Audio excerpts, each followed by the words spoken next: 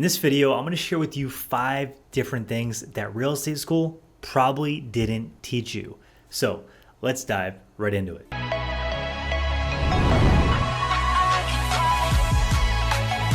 My name is Chris with the Empire of Real Estate YouTube channel. On this channel, we talk about real estate and building your real estate empire. So before we get started, I do want to tell you about our free guide. It's called Your Next Sale. Inside, I go through a complete step-by-step guide and training on how to go find your next real estate deal and get your next closing. So I know in this market, it's a little tough out there, but this guide will give you a little bit of clarity. So I hope you enjoy it. Click the link down below and check it out. So this video might be a little bit eye-opening, and this is a video that I wish I came across before I got my real estate license. Because when I got started, I thought I was just gonna go take the classes, do my thing, and I would know exactly what I was doing to go make a full-time income as soon as I graduated real estate school. Well, unfortunately, that's the furthest thing from the truth. In fact, the majority of real estate agents don't even sell a deal. And then the ones that do become successful, they have to learn all the things that I'm about to share with you in this video. So first up is really gonna be about managing your budget on a 100% commission basis. So if you didn't already know this, when you get your real estate license and you start your real estate business, you're gonna be on a 100% commission. So what that means is if you don't make a sale and you don't go out there and make something happen, then you're not going to get paid. Now, if you have other income streams, then this might not be such a big deal to you. But if you plan on doing this full time and this is your only source of income, then it's going to become a big problem and a big source of stress. I remember when I first started out, I saved some money to get started with this career, but I did pull the cord from my job and I went full time right out the gate. And this was a really scary time in my life because I went from having a stable paycheck to not knowing where the next commission check was coming from.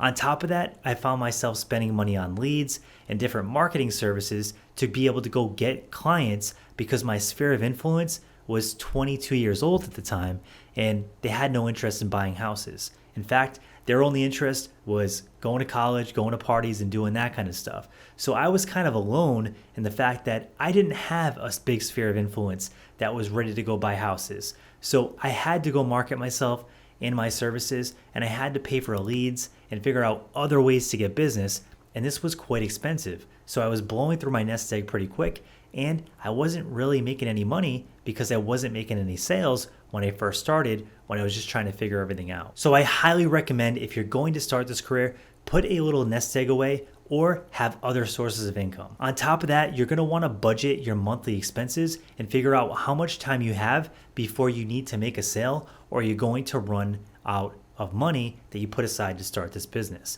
Now, I do suggest that you don't take all your money that you have put aside to go start this business and burn through everything because that's how a lot of people end back up in 9-to-5 jobs that they don't wanna be at. So make sure you have a big enough amount of money saved up. I would ideally suggest anywhere between 4 to 6 months to give yourself enough runway to get this career off the ground.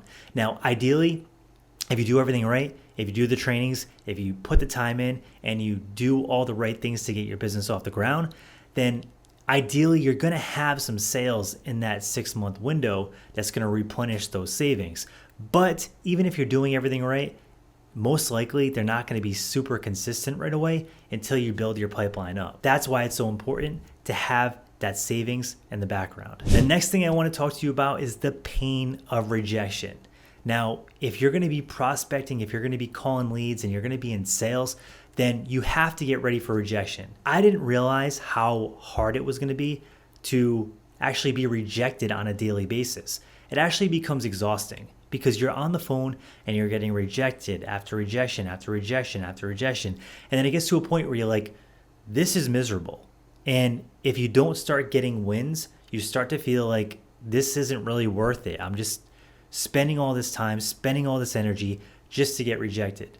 Now, the good news is once you learn the skills and you learn the process, then you kind of just laugh when you get rejected and move on to the next one and say, hey, look, that wasn't the person. The next person I call could be that person that I'm able to help out and everything's okay. But when you first start out, that rejection is heavy and it's not fun. Now, there are some different ways to handle rejection. The first way is not to take it personal and always stay positive. Realize that you got into this industry because you had a certain goal in mind, and you're going to stick to it because you have a certain goal and you want to do certain things and build your real estate business. But just know that it can be a little heavy. We all feel it. But if you stay motivated and you stay positive, then you're going to get through it. And eventually it becomes second nature and you really don't worry about it all that much because you don't take it personal. If you're going to be in this industry, you're going to need to master sales skills, especially if you want to make a six-figure income. Now, I know most agents get into this industry because they want to replace their 9-to-5 job and make a six-figure income. And the truth is, without sales skills and without these skills that I'm mentioning in this video, it's going to be almost impossible to make a six-figure income unless you have a huge network. And if you do, that's okay because they're probably going to use you no matter what.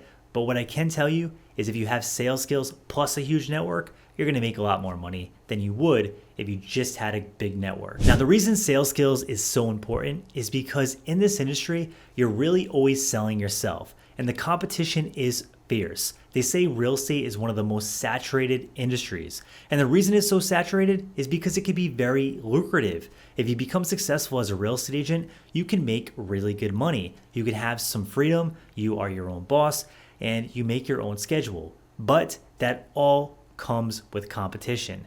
And the competition can be really heavy in real estate sales. So you have to learn how to sell. You have to learn how to sell your services, or you're just going to be surrounded with a lot of noise and you're probably never going to be discovered as a real estate agent. And if you're never discovered, you're probably not going to make any money. The second reason sales skills are so important as a real estate agent is when you do prospect, you won't get as much rejection.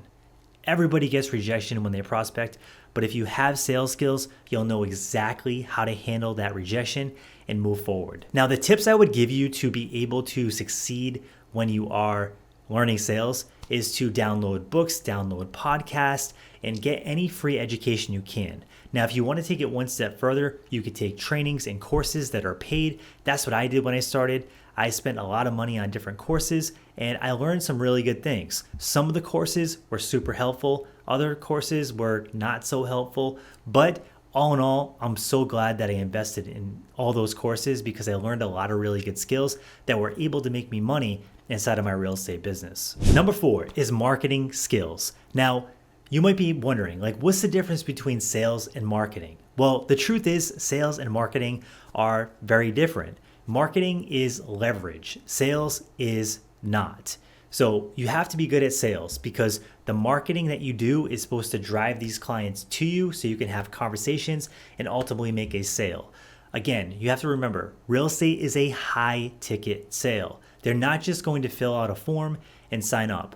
They're going to want to talk to you. They're going to want to do consultations. They're going to want to see property. They're going to want to see CMA reports. They're going to want to see all these things. So again, once you become successful, you're going to want to do marketing so you can drive people to you so you can make the sale. When you first start out, maybe it's just sales. Maybe you're just prospecting. Maybe you're just door knocking. Maybe you're just making calls. That's inexpensive to do. That doesn't cost a lot of money. But if you want to turbocharge that, you're going to want to take that skill and you're going to want to pair it with marketing, which can be done through YouTube, Instagram, TikTok, all kinds of platforms that are out there, including Facebook, to drive these people to you so you can then make sales on a more leveraged way. Step number 5 is all about negotiation skills. Now, you might be wondering, why is it so important to negotiate? Aren't we just representing clients and showing houses? Well, the truth is there's a lot more to it than that. And negotiation is happening every single day in your life as a real estate agent. And here's why. When you first meet with a client, you're negotiating your services, your commissions, your compensations. So that's one set of negotiations. And then once you have the client, you're negotiating prices and repair addendums and all kinds of stuff that goes on inside the transaction. And then even beyond that, you might even end up negotiating other things once you get closer to the closing table and things start to get a little shaky. So as agents, you have to be a master negotiator to keep these deals together.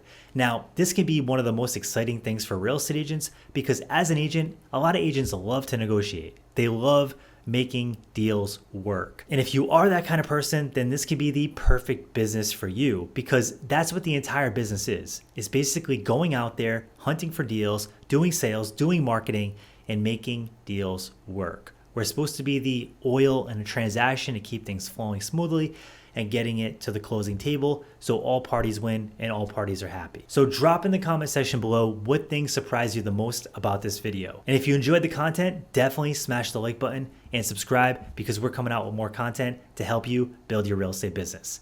Thanks for tuning in. Thank you for watching the Empire of Real Estate YouTube channel. On this channel, we talk about real estate and entrepreneurship. So if you like that kind of content and you haven't subscribed yet, smash the like button and subscribe. And before we go, there isn't a video over here that we think you'll like, so be sure to check that out as well. Thanks so much for tuning in, and you have a great day.